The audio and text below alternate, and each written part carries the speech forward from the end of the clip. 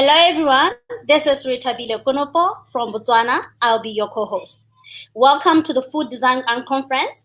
On the panel today as one of our co-hosts, we have Mr. Kenneth Middleton, the founder of Yomi and Graft. Thank you, Mr. Kenneth Middleton, for joining us today on the studio. How do you do? I'm fine, thank you. Thank you very much for having me. Thank you so much. We also have Mr. Chapoloko from Zambia, who is joining us as a Thought for Food ambassador in Zambia. How do you do, Mr. Chapoloko? Thank you so much, and thanks for hosting me. Thank you so much. We'll be having Mr. Chapoloko as one of our keynote speakers today. Just to give us a little background on food systems, we have been seeing a lot of problems that we've encountered in the last few months during the pandemic. A lot of food vendors leaving the streets to go home on lockdowns, and this summit, this unconference came very handy to kind of come out and talk about this as a conversation with food designers and food enthusiasts across the world, just to understand what could be done to actually contribute to people's survival after the post COVID-19 scheme. So, Mr. Chapoloko, just to give us a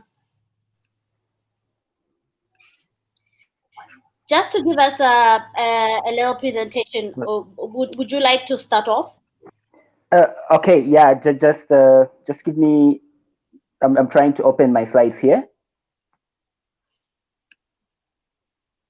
In just a minute.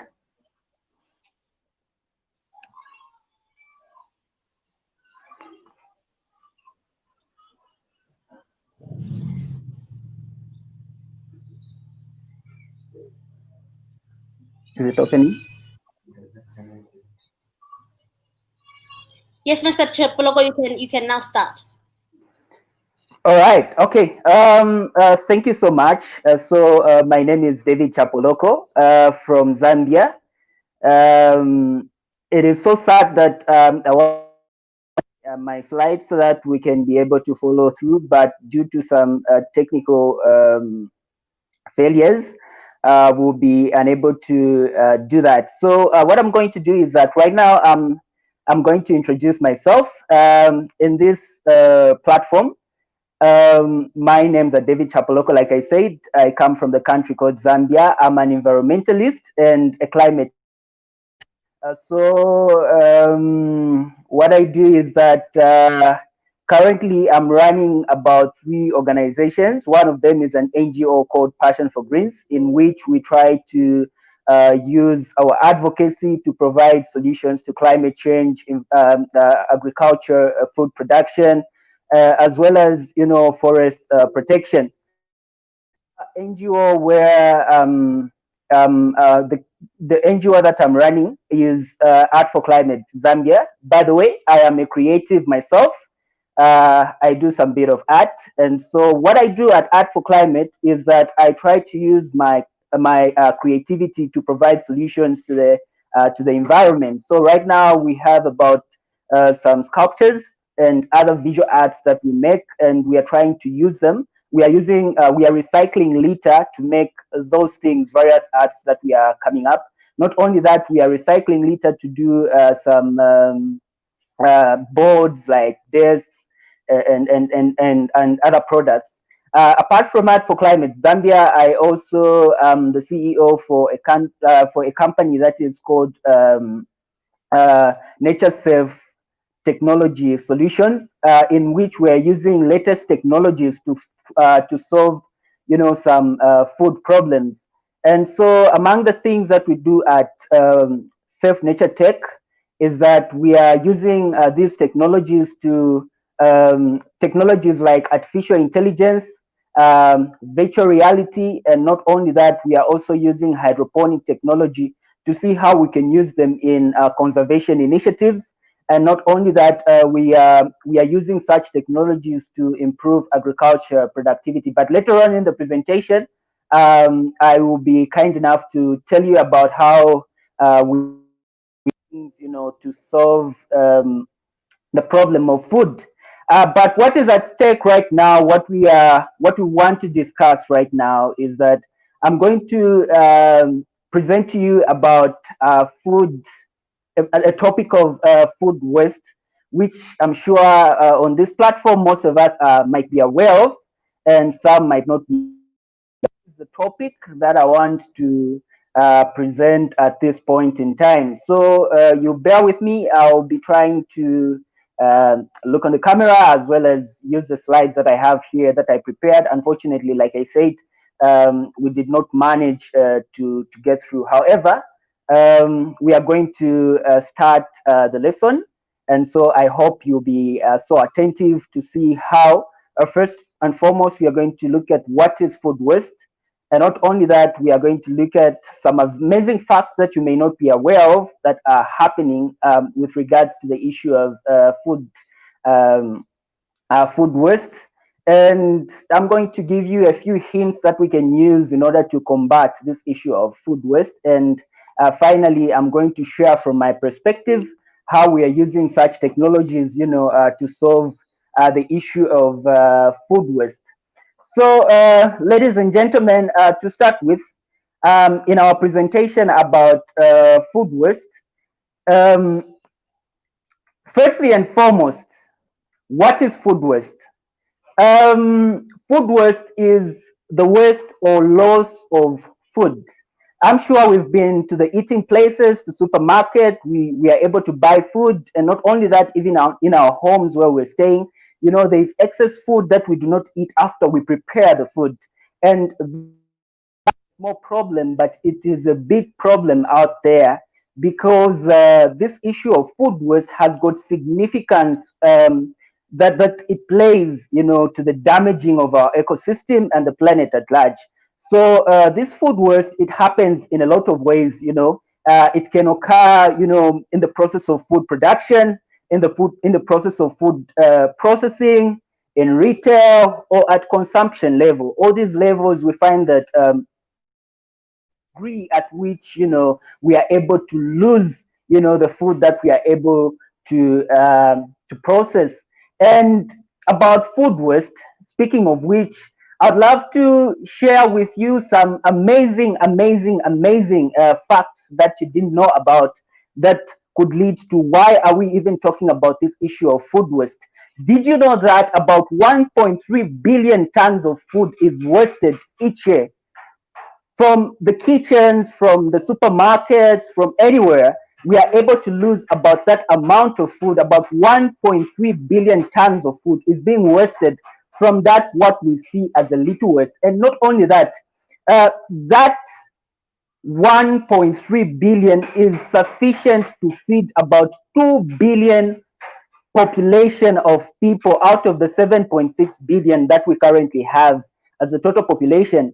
And now, according to Food and Agriculture Organization, we are saying that people who are living in hunger are about, 820 million. So meaning that 2.2 billion tons of food that is wasted is by far sufficient to feed the 820 million people that we have who are currently suffering from this issue of food waste.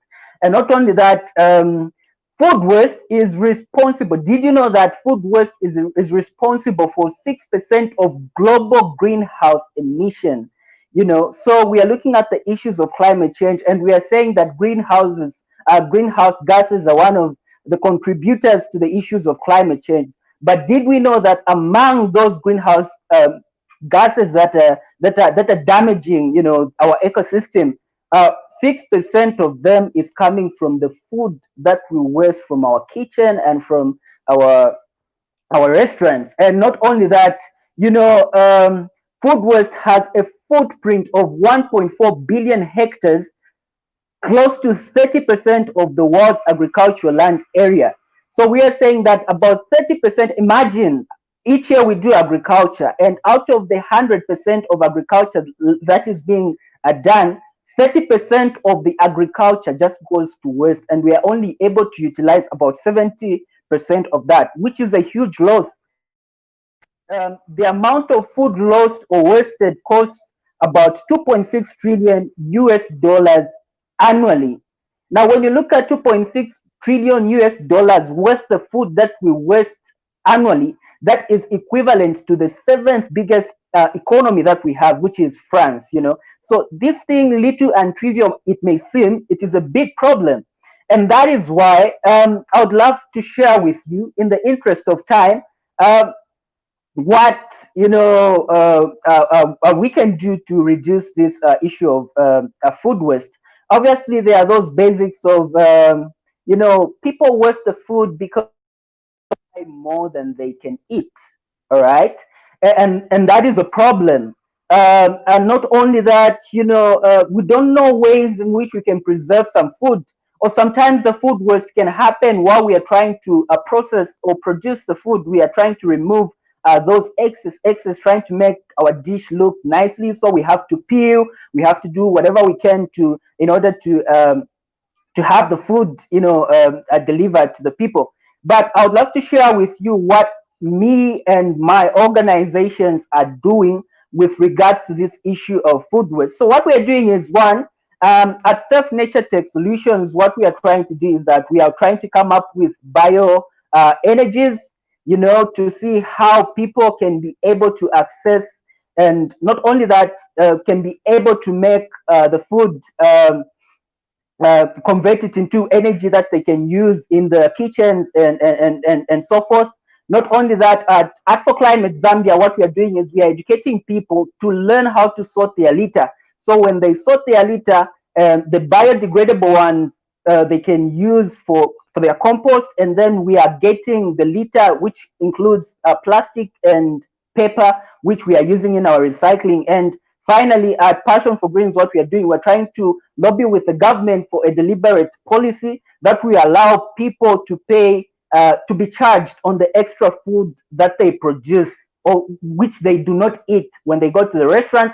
What we want is the excess food that they remain with, which they leave, we want the government to be charging over that food. It happened so well that on the plastic, when the government was charging on the plastic, there has been significant reduction in Zambia on the issue of plastic. And so we want the same to happen on food. When you go to the restaurant, when you leave excess food, you have to be charged, so that people can only buy the food that they are able to utilize. So this is what I had on the issue of food waste.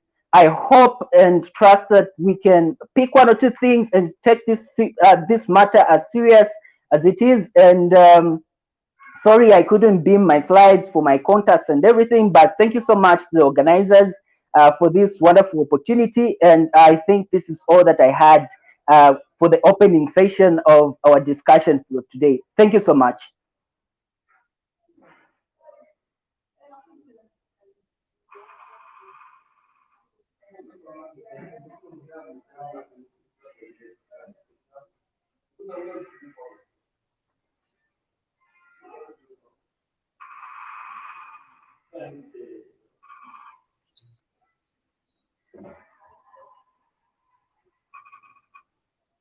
Oh, back to the moderator. I'm done.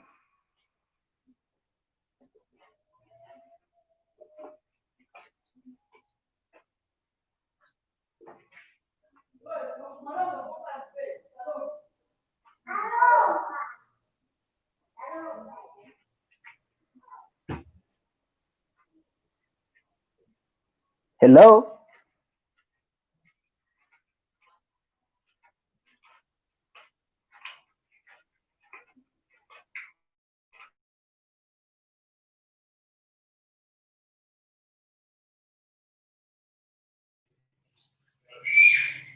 Thank you so much, Mr. Chapoloko. It was an amazing presentation that we got from you. We are now going to be introducing the panel. But for now, let me just introduce the panels, the speakers that we're going to be having today.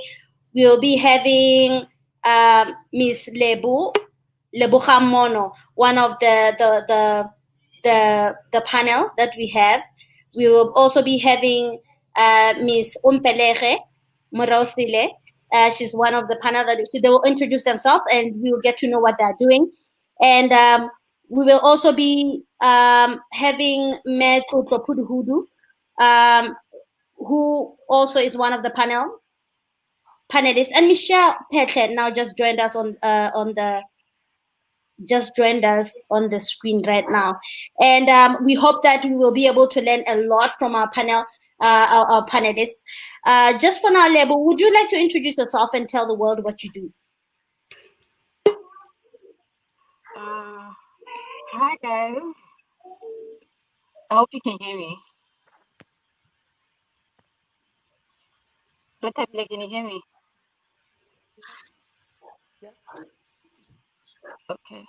All right. We can. So, hi. My name is Lokang Mono. I run a business named Just Ginger, Yes. a company named Just Ginger, which is a beverage manufacturing company located here in Botswana. Yes.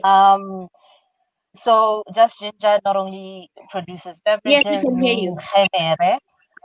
Khemere is a locally acclaimed non-alcoholic ginger beer, and we decided to basically be more eco-conscious with our brand and our packaging, and even just the way we conduct the processes within the business. And we package glass bottles. We do not add any preservatives to the product, and it is as clean as we possibly could make it. And we also run a collaborative project, which we create gift boxes. We have collaborated with other businesses that make products locally, and we create these gift boxes or gift baskets or treat boxes, whatever you can call them, for people to basically enjoy locally made, produced products, such as your Sweet Sensation chocolates, which add morula and other khairu and other local fruits into their chocolates. After Bites that does pani dito and sorghum flour, which is a gluten-free product, and they also make cookies and all that with that sorghum flour. And yeah, other businesses, the list is endless. So we truly believe in joining forces and trying to basically push our products through each other's networks, and basically that's the ethos of Just Ginger. Fantastic. Let's move on to Michelle. Please tell us who you are and what you are doing in the food space.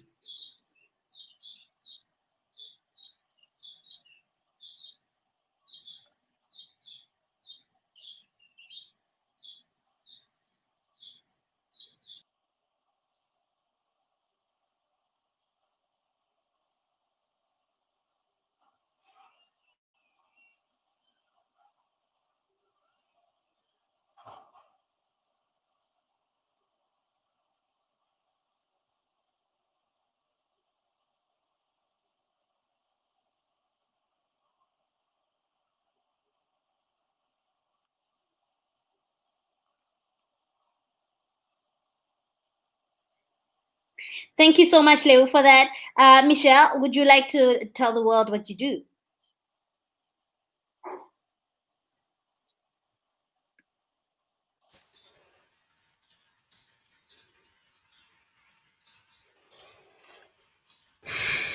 Hands, obviously. Could you unmute yourself, please? Me?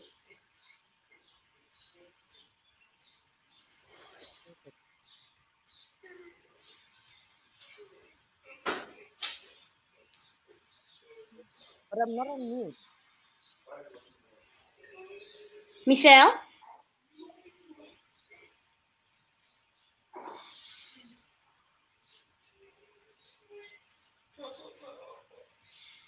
Can you hear me now?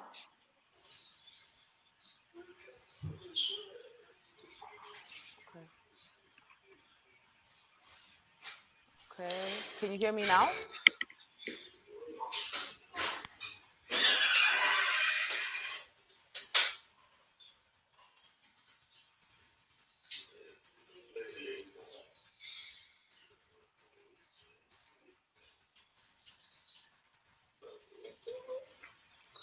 Okay, you can hear me. Yeah. Please nod.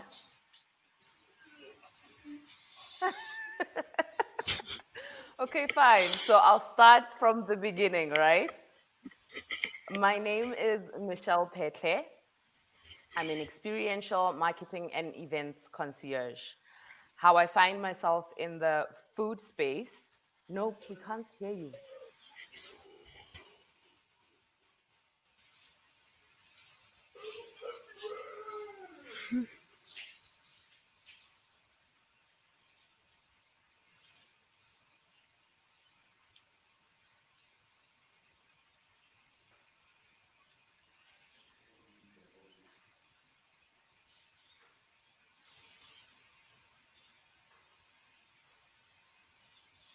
Okay.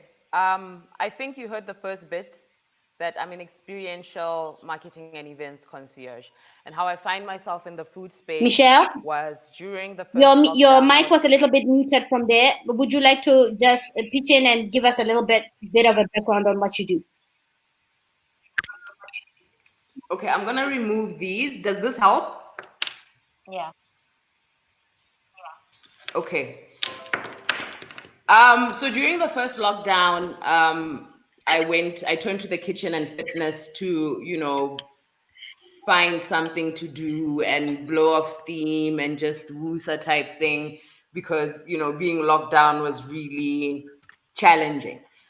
So I started experimenting a lot with different dishes, started trying to eat healthier as well for my weight loss journey, and just for the kids to stay Yes. excited Let's about what's while coming out she's of the still kitchen. adjusting her mic, let's The just take hashtag. Umpelege. Umpelege, would you like to get from there?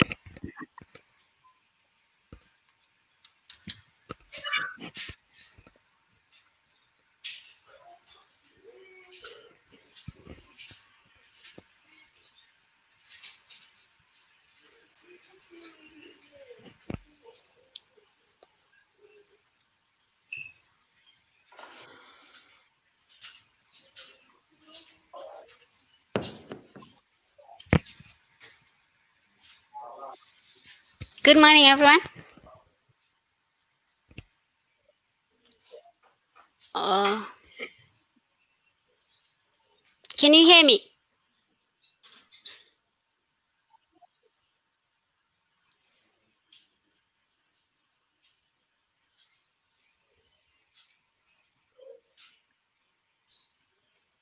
Okay. Miss Umpelege Morosile, could you be able to give us a little background because it seems like as if we are losing Miss Michelle. Um,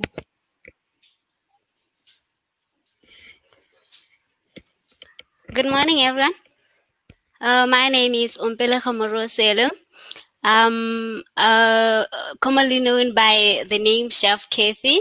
I'm a culinary art student at Gaborone Technical College. I am a director of Food is Life company, which provides food catering and food consultancy services. And also, I am an author of Life on a Salad, which is a recipe book which promotes salads and is a lifestyle recipe book which is actually uh, made from local and international ingredients in order to promote healthy eating and also to promote as Batswana eat, like bomusutani, bolitodi, lebostampa, and actually promote what we grow in our fields, ko masimong a rona as Batswana. And the salad recipe book is I want to believe that is a testament that with the right mix of creativity and persistence and innovation thinking, anything can possibly happen in today's world. Oh, thank you.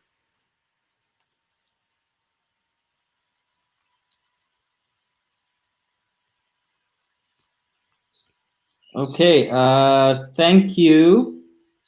We can move on to the next one. Toto, please tell us who you are and what you do in the food space.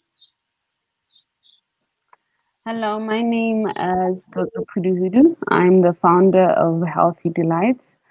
Within the food space, I'm basically at the first of the value chain of the food stage. Food stage. Basically, what Healthy Delights do, we manufacture animal feeds using indigenous plants, crop residues, and plant byproducts. We also have a consultancy service where we assist farmers with various services, either access to feeds, access to medication of animals, even advisory, nutritional advisory for their animals. Um, so that's what we basically do as a company.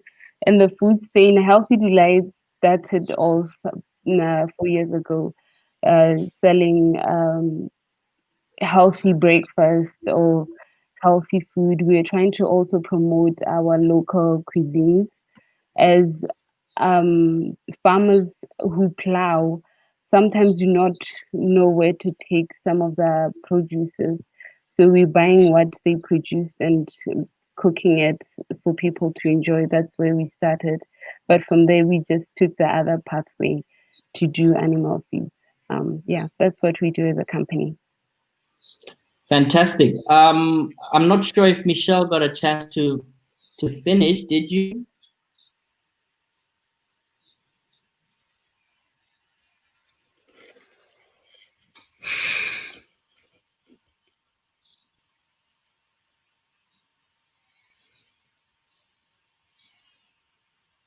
If not, you... Okay, all right then. So, okay, so thank you everyone for joining us. I guess we may proceed. I'm gonna ask the first question. I'm gonna start from the top and then we can just go one after the other. So, the first question would be, what, or rather, what do you see taking place in the food industry in Botswana within the next 10 years or so? We can start with Lebohang.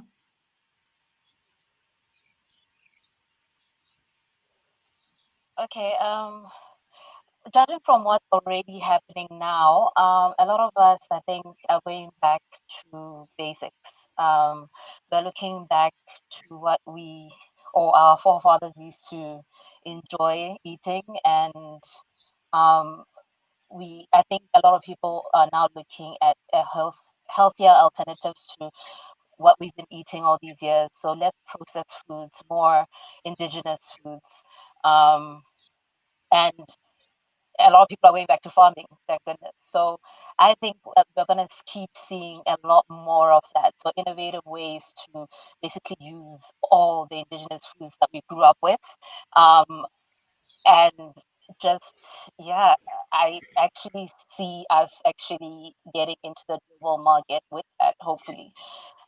If all goes well, hopefully, Botswana will be taking over the food space globally. Because I mean, apparently that's where it all started. So I imagine that we will do great with that, and I hope that we can be more organic and more indigenous. Fantastic. I'd like to ask the same question to Lebohang. What do you see unfolding within the within the future of food in Botswana?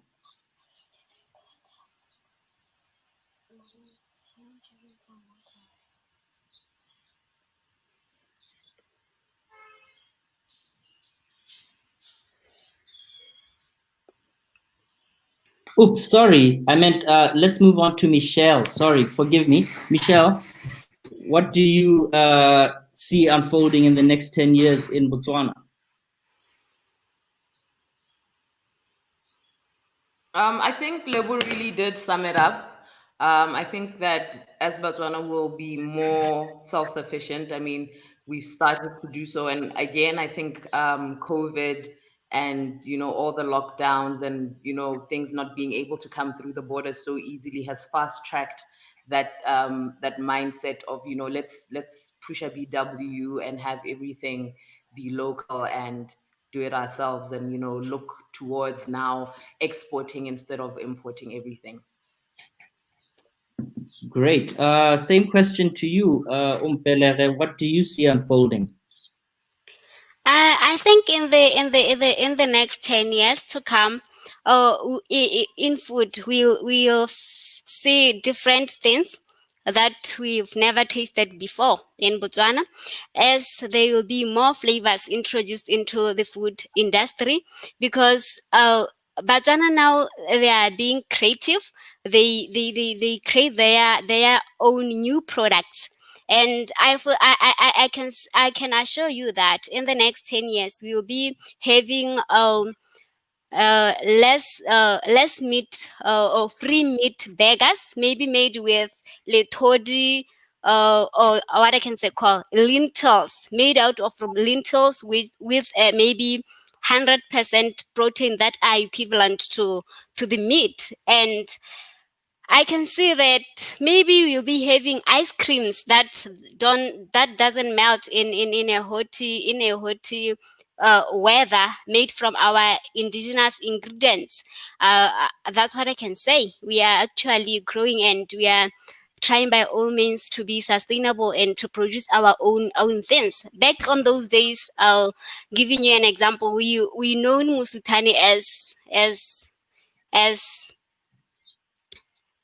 differently, and no one never thought that mustani can trend now, being served as a salad, being introduced as something that is unique and interesting, with some added ingredients to it to make it more fun.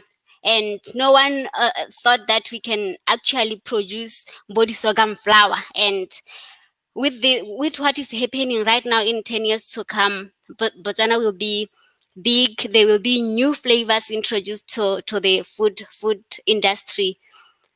That's what I can say.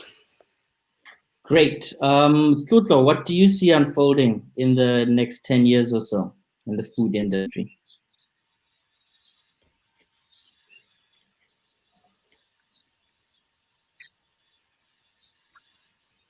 Okay. I think the previous speakers have summed it all. More innovation and more creativity is what I see. The other thing that's very interesting is how we're going to utilize whatever we have locally to be able to produce enough. We're going to see a demand in the food industry as population grows. So it's more of thinking about how to be creative and how to be sustainable, at the same time being innovative with what we have. So more flavors. I think we're going to go more organic, more healthier options. I don't see a lot of GMOs growing that much. It's within the agricultural space, people are trying to find ways in terms of doing organic farming in a more sustainable and effective way. So we're going to see a lot of that growing within the food industry. Okay, thank you. So which brings me to the next question, which is about inequality gaps within the food industry. So firstly, I'd like to ask whether you do see an inequality somehow, whether it may be, well, any that you could imagine, whether it could be between the fact that there are big brands in the market and smaller brands that are just coming up, finding it more difficult to find their footing in the market, or in any other way that you can see. If you can, do you think there's an inequality in the gap, and how do you think we could maybe bridge this gap? Let's start from the top with Lebogang.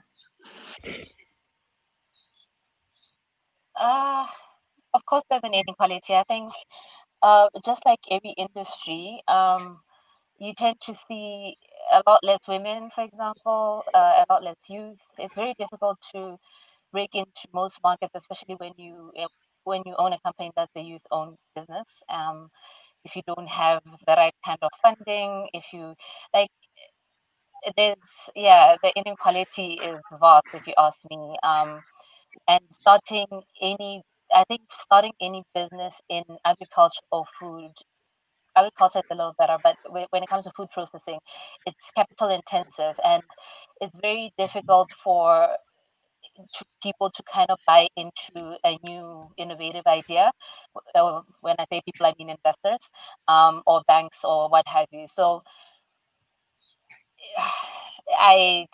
yeah, I could go on and on about that, but it's extremely, there is a huge inequality and imbalance when it comes to the food space, especially food processing, and to even get funding is extremely hard and it takes a lot of time. So I think that a lot of businesses take a lot more time even getting stuff off the ground due to this. Something that could have taken a year, it takes us about 5 years. So yeah. Thank you. Michelle, do you experience an inequality in the food industry, and how do you think we might be able to overcome this? Okay, so with me, right, I struggled a little bit with this question and only sort of figured out how to answer it this morning, right? Because I'm technically new in the food space, right? But the way in which I go about what we do at Shell's Kitchens, we host these lessons, right? And my whole thing with these lessons, people said sell food, and I thought to myself, I'm not a caterer. That's not what I want to do.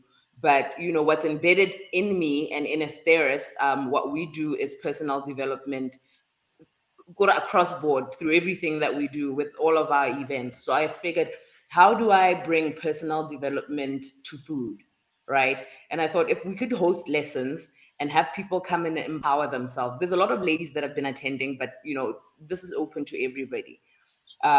If we can have people come in for lessons, come in network, come in empower themselves, and you know get to feel more comfortable in the kitchen, you know that's what it is. But like I said, I struggled with this question, and I'm gonna talk a little bit about the events that we do. They focus a lot on women empowerment in a way. I don't like using that word so much. It's trendy, but you know, I like to have people come together and learn from each other, learn from each other's experiences, and you know, see that all it takes is for you to tap into what's within you and to exploit that, you know. I made a few notes. All you have to do really is just if you have a feeling, if you have a calling that you have something that you believe you can do something with, all you need to do is run with it. You run with it, and you know you look for your support, and it'll come along. I mean, this Shell's Kitchen thing, Kenneth. I think you noticed what happened more than anybody else. It started off with me posting 1-2 dishes on your page, you know, after people convincing me to post on foodies. And then the hashtag Shell's Kitchen has always existed, but it was just there. It went along with my hashtag Shell Scale. I was trying to lose weight this side and then also just cooking for fun, right? So there's the hashtag, and then somebody says to me, but you should open your own page. And I thought, let me do that, because if I have my own page, gotta have free reign. You know, Kenneth can't now, you know, say, you're straying, you know, no, you can't talk about this. You know, I have what's the word? What's the word? Okay, I can basically put up and do what I want on there.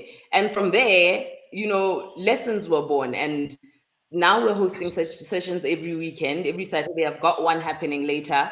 So it's just about, you know, there needing to be more support. I think more platforms like this where people can see that it is possible. There are a few platforms out there I have seen. Lebo's lucky enough to have been on a few of those. I've seen her, you know, but I don't believe they're as accessible as what we're doing today. You'll find that there's invitation cards, and you wonder, how do people get invited to these things? You know, they should be open for everyone. You know, whether there's a cover charge or not. like my women etiquette brunch events, yes, we have a cover charge, but you know, the cover charge is fair. It's you basically are paying for your meal at the venue, and you know, I bring on a panel of women who, you know, are from different spheres of life to come and, you know, spend the day with. But I think I'm going on and on. I think I've answered the question. I hope I have. Thank you, Michelle. You have. Umpelege, is there any inequality that you would like to highlight, and maybe how we could start to overcome this? To me, I would say, as women, I'll talk about me being a chef, and it's very difficult for us to penetrate into the market. And it seems like in Botswana, people value international chefs. When maybe you come and let me give you example whereby maybe I'm going to advertise my recipe book. They will pass comments like, why is a tshwanela chef so and so? Why is it tuna, or why is it not big enough? Why didn't you print your book into A4 or what? And that thing, it actually, I don't know if I can say it somehow, uh destroy us as chefs, or as upcoming chefs, or what. But what I can say is that as women, we want to be seen as an examples in our community, and in a world where men flourishes and have opportunities lined up for them. So we'll try by all means to take ourselves to the market, and actually position us into the to actually position us into a stage whereby we are well recognized, the whole of Botswana, even internationally. Great, thank you. Tlotlo, do you experience any inequalities? And if so, how do you think we may overcome these? Okay. For me, I'll talk about the food industry, like in terms of big brands and the small upcoming brands in terms of the food industry. I think right now you go into Facebook, you see a lot of trending people posting, they do foods, pizzas, and all that stuff. And you look what they do and compared to the big brands that are available. In terms of getting access to finance or getting access to certain resources to be able to scale up or to do it at a larger level, it's going to be difficult for such companies or such small businesses to start off to do that. So that's one of the things. I think there is an inequality in the food industry whereby small businesses that are coming within the food industry do not have enough resources or cannot afford such resources in order for them to scale up or to start an establishment that is well developed and that could have a world class food prepared or whatever it could be. So that's the how to overcome it. I would say, as Botswana Hela in general and people within the food industry, we need to work on our collaboration. Collaboration is one of the effective ways in trying to resolve such inequalities. Because if we come together as a group and say we're gonna open a restaurant or we're gonna produce or process such a product within the food industry, we can bring whatever we have, our skills, our expertise, our even funding. If anybody contributes whatever it have together, we bring it together, we can be able to establish something that is sustainable and can grow and even create employment, because the food industry is a huge industry and one that could contribute a lot to the GDP of this economy. Yeah. That is so true. So true, Tlotlo. Okay, now on to the next question. So we're currently experiencing a pandemic. It's not yet over. I mean, when this COVID thing started, it started over there until it spread it all over the world, and we started to experience it too. We saw lockdowns being implemented, and there was, from my point of view, a surge in internet usage, with more people having more time to spend on the internet. So the question is, how have you experienced this time, and how have you positioned your brand during this pandemic? We'll start from the top with Lebogang.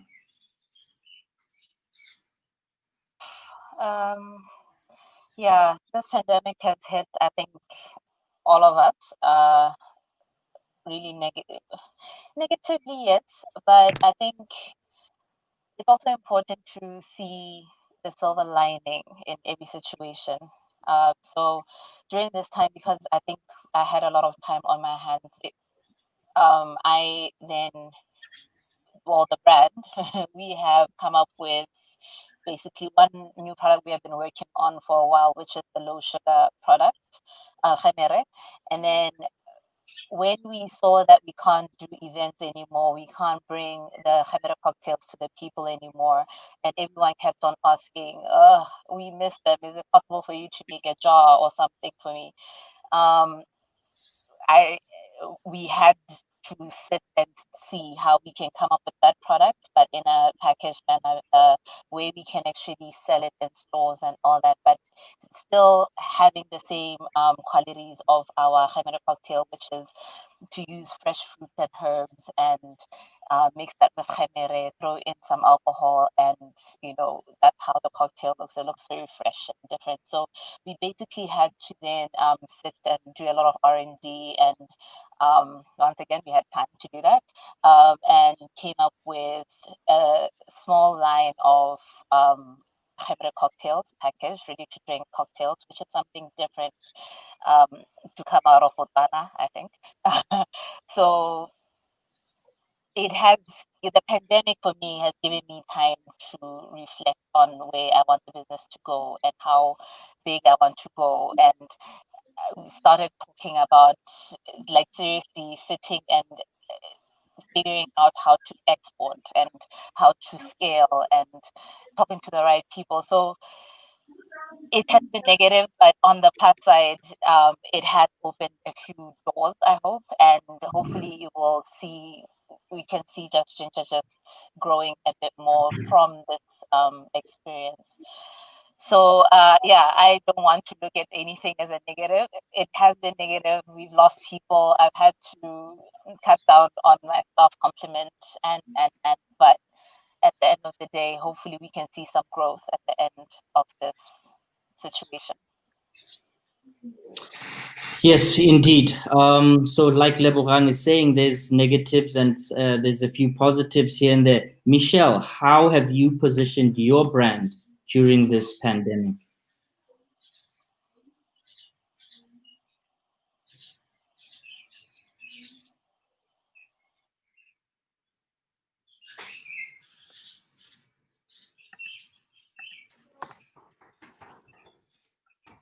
You can hear me now? Okay. So we do marketing, advertising, events at Estairs, right? Now I found myself in the kitchen with Shell's Kitchen, and I thought, okay, there isn't much going on in the event space, like Lebus just said. Marketing budgets have been cut, advertising, everything's gone upside down. So what can I do?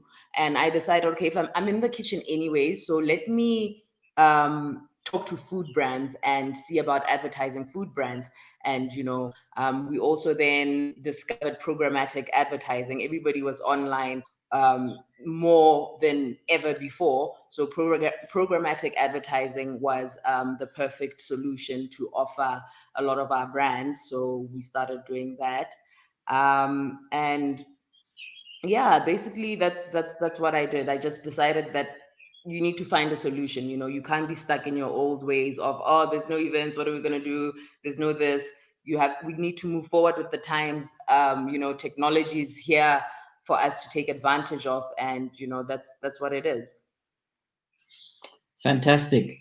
So like you're saying, there's a lot of uncertainty, and so moving on to Umpelere and your book, how have you positioned yourself during this pandemic, and how are you coping? For me, I would say I published my book during the pandemic, which was May 2020, right? So I wouldn't complain that much, because I actually believed it actually opened doors for me. And as right now as I speak, I have companies that are willing to work with me. So advertising their products. For example, Botswana Agricultural Marketing Board, since I have recipes produced by the ingredients that they offer or that they sell. They approached me to develop some recipes for them, and I've positioned my brand in during the pandemic also by doing online purchases. I listed my book in some online malls where I can go and purchase the book, and I do deliveries, house deliveries. And I always spend time in social media so that I can be always available for my customers and reply them well in time. That's what I can say. Thank you. Sounds like you have been doing the most during this this hard time. Lastly, Tlotlo, how are you experiencing this pandemic in terms of your business, and how are you positioning your brand? The life is full of challenges, and I think the pandemic is part of that. We have to overcome it one way or the other. For me, I've been using this time to scale up, and also look at other opportunities that are available within the agricultural space and the food space. As an individual, I'm currently conducting a research on tapping into the hospitality and tourism market as an opportunity for farmers to sell their produces to such an industry, because we have a very high import bill under the tourism sector. The other way, we've been thinking about scalability and how we can improve our feeds in order to influence the type of, for example, the type of texture of meat, the type of taste. And we've been trying to find ways in which we can improve the way we do feed so that they can be able to influence how the quality of the meat that you want and that. So we've been looking into that, and hopefully we'll progress with the research that we're doing and with what we've been doing. We're also looking into producing goat meat without vaccinating or any other medication. So whereby you could eat meat that hasn't been added any chemical or any other unnatural product with it that it hasn't consumed. So those are things that we're looking into and trying to create a more healthier alternative in terms of meat. So that's what we've been looking into as a business. All right, thank you, Tlotlo. And I believe we have come to the end of our panel discussion, and I would like to thank all of you for sharing with us. And yeah, thank you so much.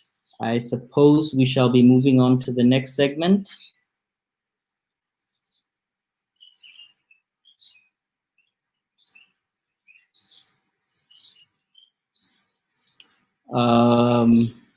Maybe while we're Kenneth.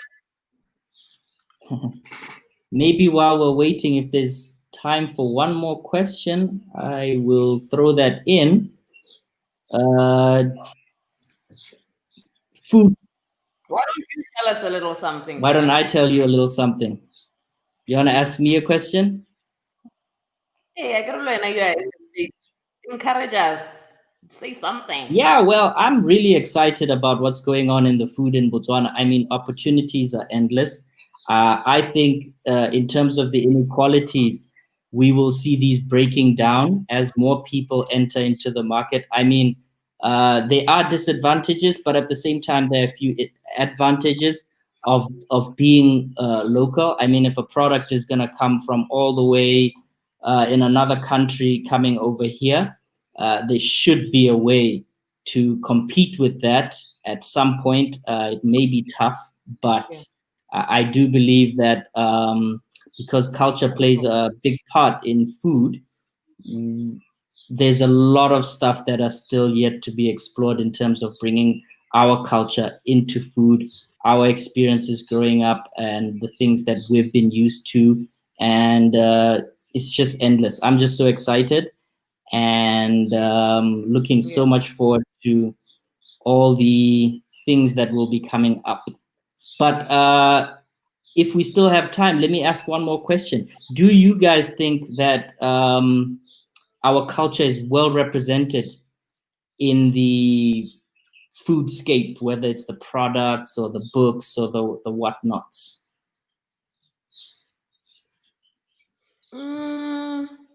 Me personally, I think probably more internationally than locally. Like you'll find go UK, yeah, okay, obviously Botswana will group themselves, there'll be a community, and there'll be like an entire store where they have moringa to, you know, chicken necks to msuklane, etc. But here, I don't know. Maybe it's just taken for granted that it's there. It's just around us. You know, when you're driving on the A1, there's those ladies on the side, and you know, that's where you can get manobaha type thing. So I think more internationally than it is locally. Anybody else want to pitch in? Definitely. I think when you go abroad with your products, most of the time you get celebrated a lot more than by Botswana locally most of the time. Maybe it's because like we take a lot of these things for granted.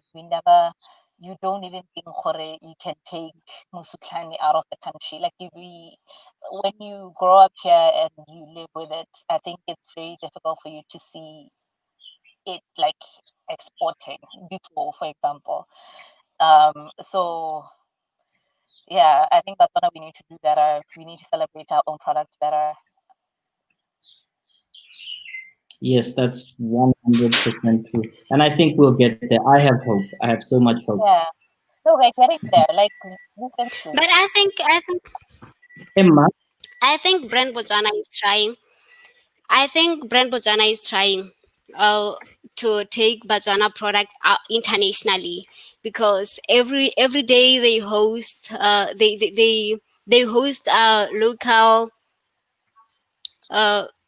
local business in their pages, which has international connections for them to see what Botswana offers in our daily everyday life situation. That's what I can say. But we need it's not enough. We need to work more on that. So true. That is so true. Yeah, I think this has been a productive panel discussion, and I think we're out of time. Waiting for Rethabile to cut us to the next segment. I'm not sure how to do that. Thank you so much, Kenneth and Rethabile, for having me. And thank you to the other panelists for sharing the stage with us. It was so great seeing you. Hi, bye guys. Right? Thank you so much, by the way, Rethabile. Thank you, Kenneth. Thank you so much, guys.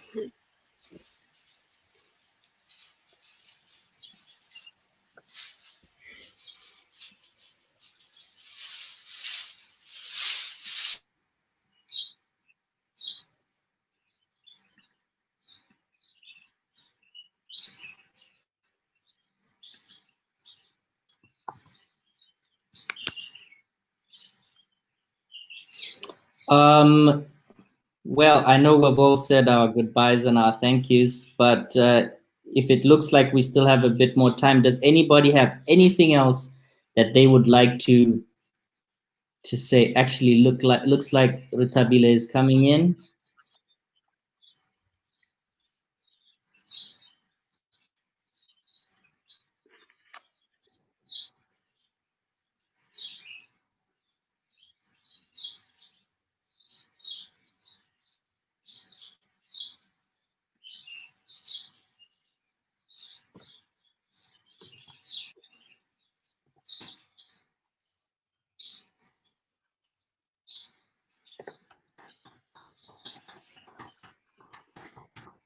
Yes, I'm muted here. Sorry, it looks like my mic was a little bit muted.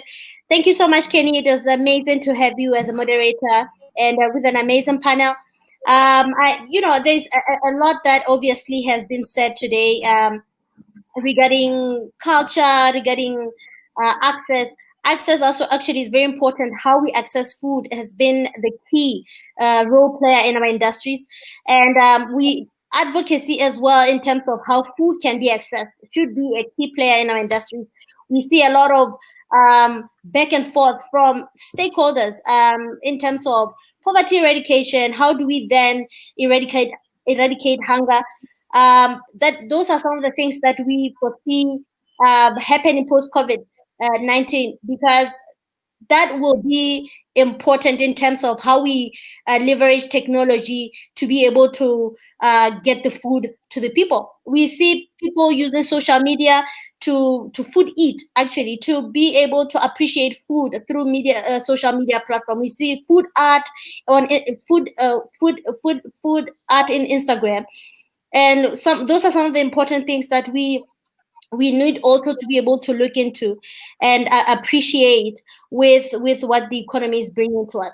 And I would like to thank you, because we don't want to take a lot of the time. Today's was all about let's have fun, let's talk about what is happening around us without having to make it very formal. We've seen people coming from Shell's Kitchen.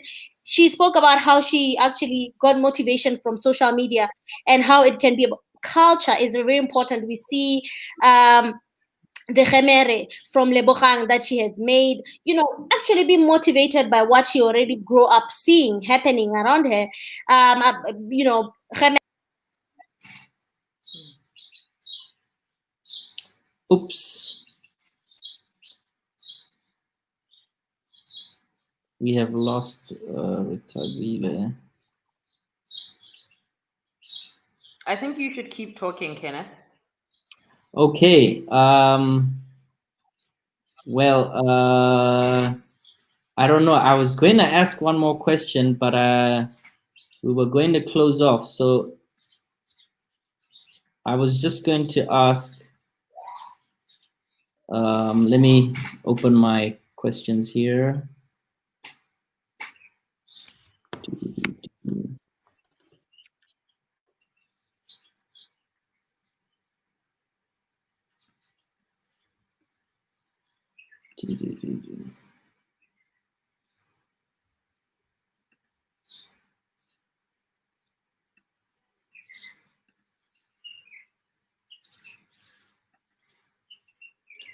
Okay, well, looks like she's coming back.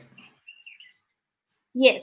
So with all that, I'm sure it's all goodbyes from the rest of us and the team. See you next time, and hope you enjoy your holidays. Looking forward to see what you do in your corners. And Mr. Kenneth Middleton, see you next time on another platform.